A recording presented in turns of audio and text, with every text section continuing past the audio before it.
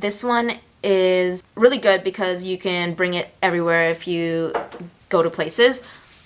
Oh, babe, you're in it. Sorry.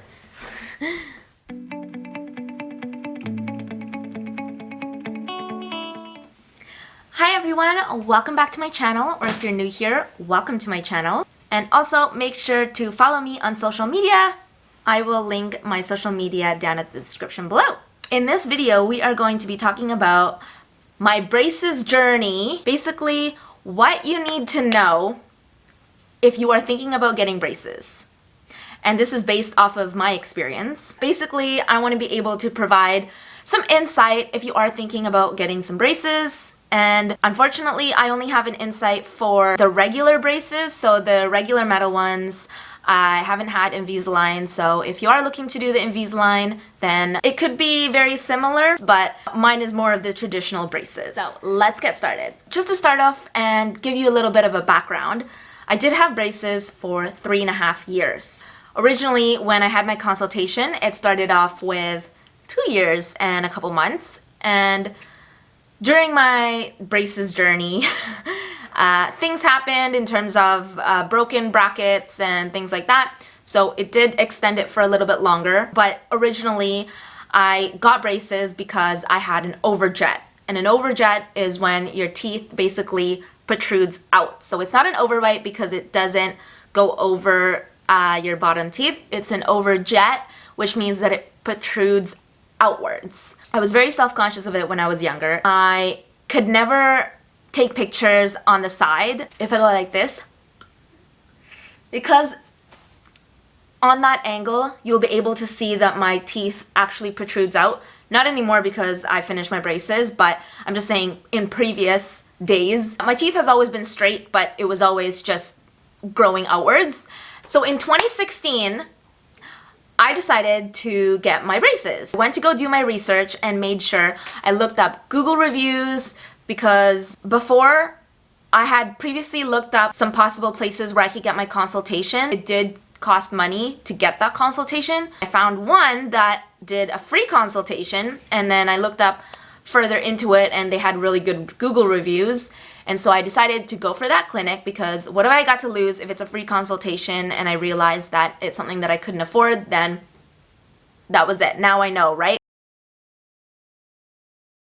I want to be completely transparent and let you guys know how much I actually paid for my braces. I didn't have anything complicated. This is just very more straightforward.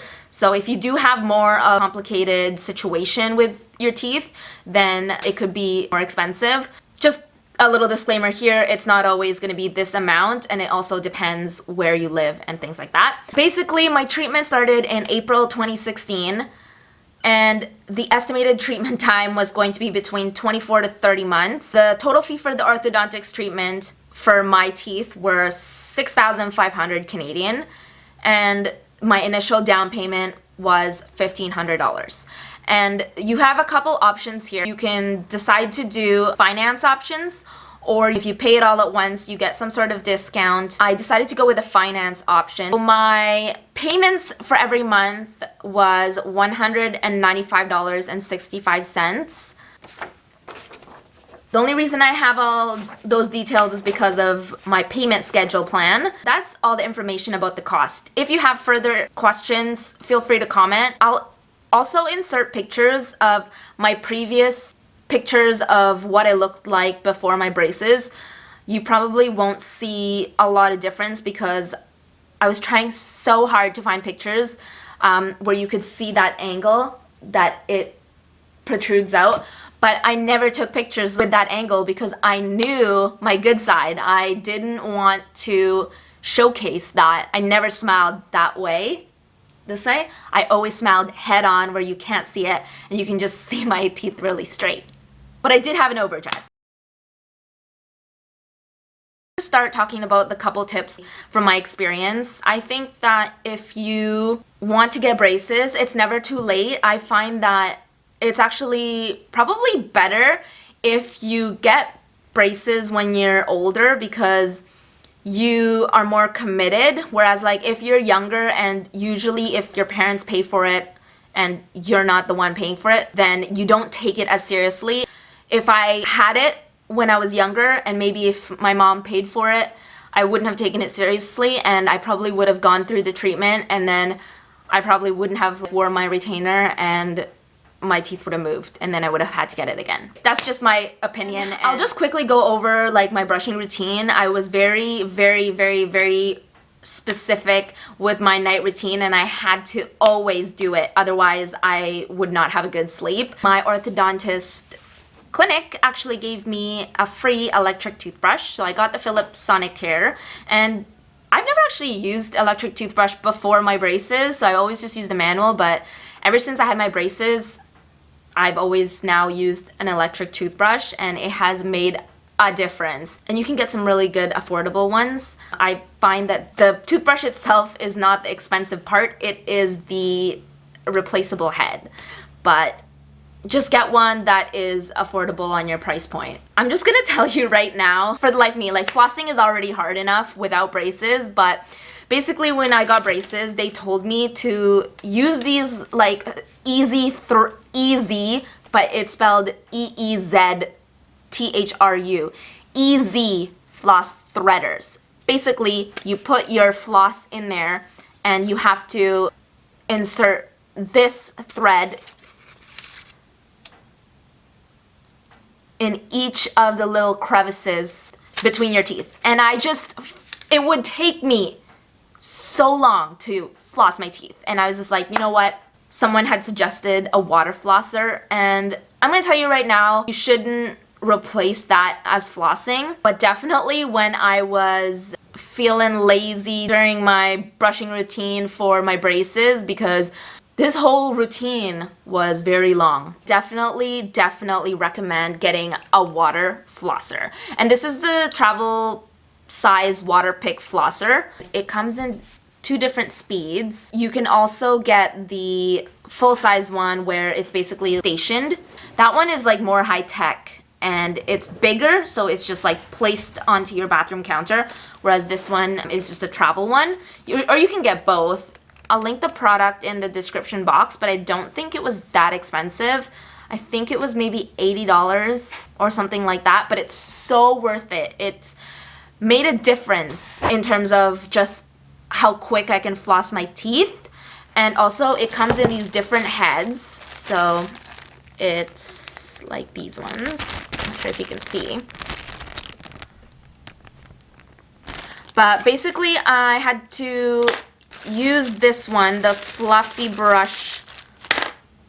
This one is for the orthodontics. And after my braces, I switched out and I'm just using the regular one now. But basically it comes with 4 different heads. After post braces, I still use my water flosser because my gum health has significantly improved as per my dentist. So I would use a water flosser, and then I would use an electric toothbrush after I water floss, and then I would go in and use a manual toothbrush to get into those deep crevices and the ones where I can't necessarily reach with my electric toothbrush. I actually have to get the thin, small toothbrush that only has like one little brush bristle, and then I have to go and brush the back of my teeth because I cannot reach there with my regular toothbrush. And then I would use mouthwash. I think that's about it. My brushing routine plus my skincare routine was like my whole night routine was like 25 minutes. It was a process. Like I would have to mentally prepare to do a full-on night routine. Before I would go and do my routine, I would literally ask him if he needs to use the bathroom, otherwise I'm gonna be in there for quite some time before he can use it.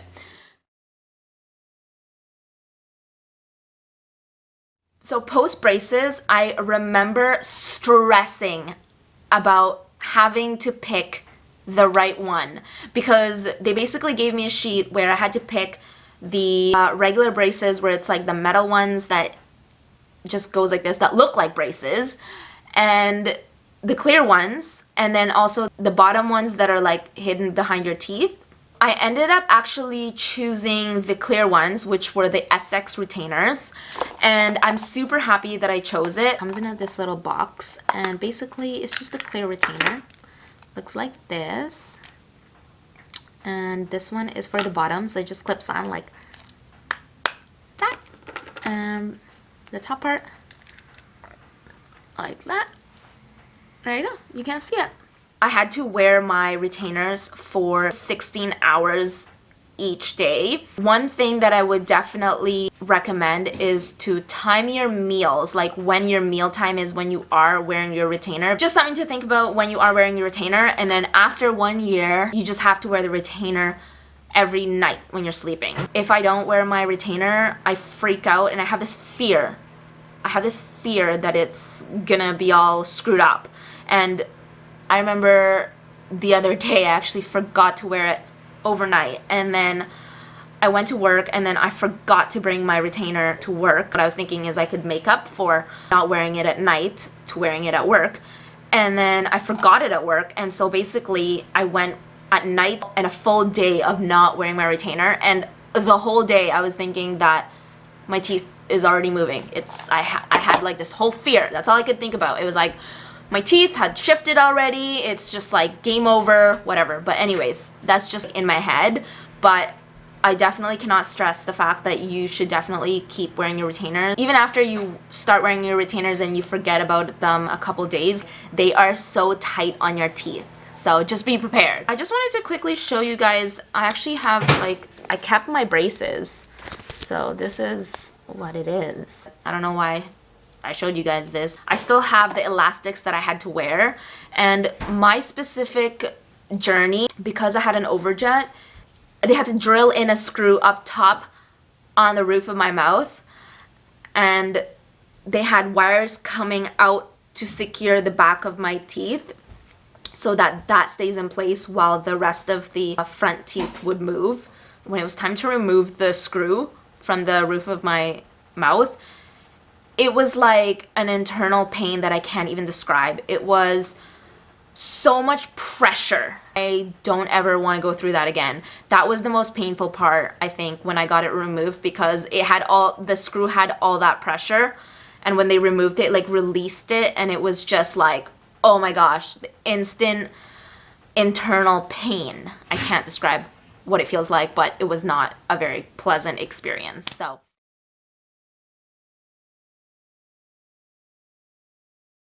if you have any questions about it, please feel free to comment and I will try to answer all your questions. I will see you guys on my next video next Sunday, and make sure to like, comment, and subscribe, and follow me on social media, and I will see you guys next week. Thanks for watching. Bye!